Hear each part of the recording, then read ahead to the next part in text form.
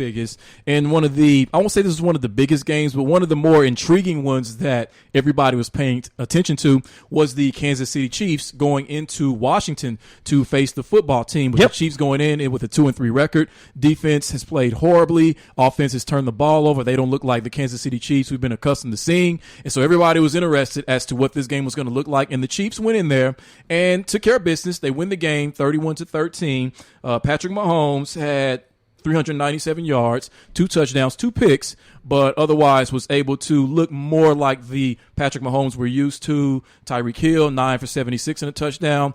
Travis Kelce had almost 100 receiving yards. So they look more like what we were accustomed to seeing. But with this game, with this victory over the Washington football team, holding them to 13 points, so the defense does have a pulse in there somewhere, I guess. Is it fair or unfair to say that Kansas City is now back on track? Oh, it's definitely not. It's definitely unfair. There's no reason to say that they're back on track yet. Mm-hmm. You saw what it looks like in the first half? The first half, they were down 13-10 at halftime to the Washington football team, in which we know their defense is not. Their defense is something's wrong with them. It's not even suspect. No. It's fraudulent, right, at this point. That defense is not the same defense we saw last year. And I'm wondering if it has something to do with scheduling or something of that nature. That's one. Two, Heineke, he ain't it. He ain't. This was the prime game for him to destroy a defense and go out there and put up numbers. McLaren didn't give us anything. No, he didn't. I thought that we were going to get a lot out of him. McKissick and Gibson had to fight over. I mean, they ran for 94 yards on a team that usually puts out on the rush. I mean, there's nothing about this game that tells me the Chiefs are back because the Chiefs should have done this. But what it did tell me about, especially those 2 turnovers that Mahomes had, that lob that he gave, he just kind of just threw it up in the air and was like, "Hey man, whoever wants to catch it, y'all can have it." Did he flick his wrist when he flicked did it? Kobe hit him with the Kobe, but. They are feeling themselves way too much. They need to calm that down. It's one of those, and we say this every show. I say this every time I talk about Kansas City because that's that's what everyone sees out of them. They're the great eraser on the offensive side. So the defense can be terrible. The offense is going to come back and just do it.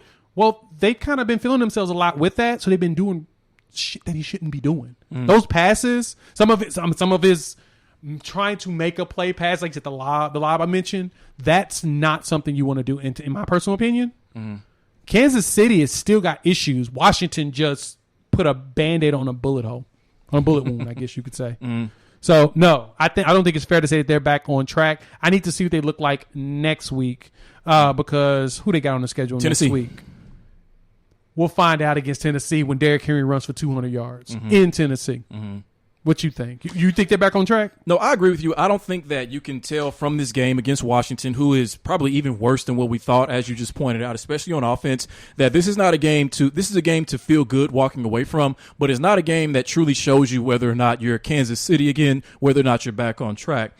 Because they did play that poorly, and they're 2-4 for a reason. So I think that, even next week against Tennessee, and you and I have been very vocal before the season about what Tennessee's deficiencies are, and some of which will, again, be on display again tonight against maybe the most dangerous team in football, the Buffalo Bills. So I don't think them against Tennessee is going to tell us if they're back on track. The game after that against the Giants, I don't think that's going to tell us if they're back on track because almost like Washington, just the NFC East curse, they just have problems, injuries, deficiencies all over the field. It's the game after that against Green Bay on November 7th that's going to tell us if you're back on track. And the game 2 weeks after that, Dallas, November 21st. That's going to tell us. And you were being nice when you said that. You skipped over the one game that I feel like would really tell us everything is when they travel to Las Vegas and play the Raiders.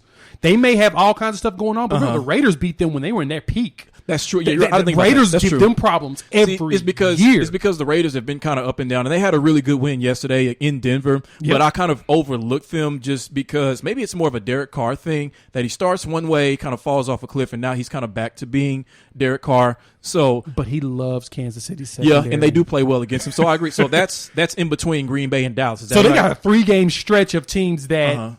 So if they can walk out of that 3-game stretch with a 2-run record, then they probably are closer back to being the Kansas City Chiefs, I think. Yep, I could see that. And then I'm going to extend it to 7. Good Lord, they got a 7-game. Oh, wow.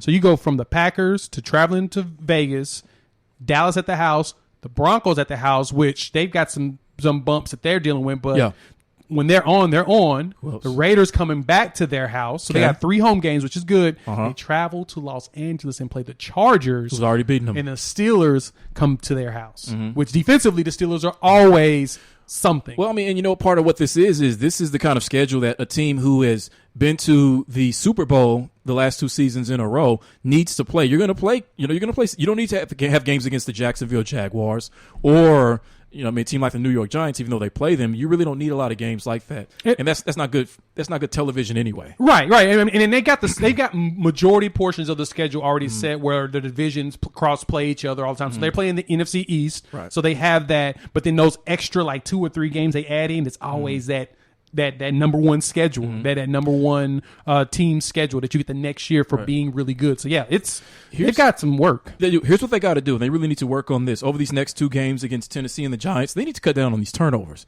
Oh my God, Patrick Mahomes, as you just pointed out, you know, lobbing interceptions to the secondary, and they had a fumble, so 3 turnovers total. You can't give 3 extra possessions to Dak Prescott or Aaron Rodgers. You are not going to win that game. So they got to do that. But in order to help fix that, they have to do what. It's weird to say this about the Kansas City Chiefs. We say this about other teams, and we're perfectly fine with it, but we're not used to saying what I'm about to say about the Kansas City Chiefs, and that's this. They need to run the ball more. Because Mahomes, he threw 47 times in this game. With what's been going on, you need to cut that down. At least 30 needs to be your floor. Maybe 35 to 38 or 39 needs to be the ceiling. And you need to give that ball more to Darrell Williams, who I think is a capable back. He's not Clyde Edwards-Helaire necessarily, but he did have 2 rushing touchdowns in this game. So they need to run the ball more, you know, for that reason, in order to, in a sense, kind of protect Mahomes from himself just a little bit. And that will help them. Yeah, what I'm saying. I think that he's just feeling himself too much. Funny little nugget. So of course, Patrick Mahomes is second in the NFL in interceptions, right behind Zach Wilson, the rookie, 9 and 8. That's not a good thing for anyone to even say. At this point, Carson Wentz was leading the league in interceptions. Jimmy, how many interceptions do you think Carson Wentz got? I'm going to 6. 1. Oh, in that direction. Okay, I see what you mean. Yeah. Yeah. Right. But you see what I'm saying? Like, it's a complete polar opposite. So Mahomes needs to watch Carson Wentz film to learn how not to turn the ball away this year. No, it's just funny how the tide has turned to where he's in between basically all the rookies in the second years. It's Zach Wilson at 9, Patrick Mahomes at 8. Trevor Lawrence is tied with him with 8 interceptions. Joe Burrow's got 7 with Davis Mills, who has 7. Taylor Heineke has 6. Sam Darnold has 6. Mac Jones has 6. And then you got Lamar, Ben Roethlisberger, and down at 5. So come on, come on. If I'm just gonna say it, Chiefs fans, be worried that Mahomes is just being too loosey-goosey with the ball. If he calms down, they'll be fine. I agree.